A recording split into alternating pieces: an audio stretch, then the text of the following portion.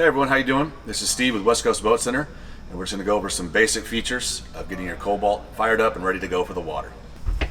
As most of you know, in this compartment here has all your fuse panels, all your breakers, and then also your battery switch. So as you reach in here, it's in the off position. Always have it in the off position when storing your boat. We're going to come in and we're going to go to on, and that is the normal function.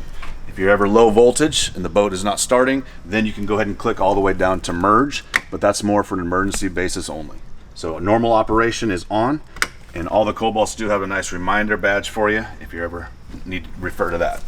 So once our battery switches are on, we come to the helm, simply turn the ignition to the on position, and wait for your Garmins to boot up.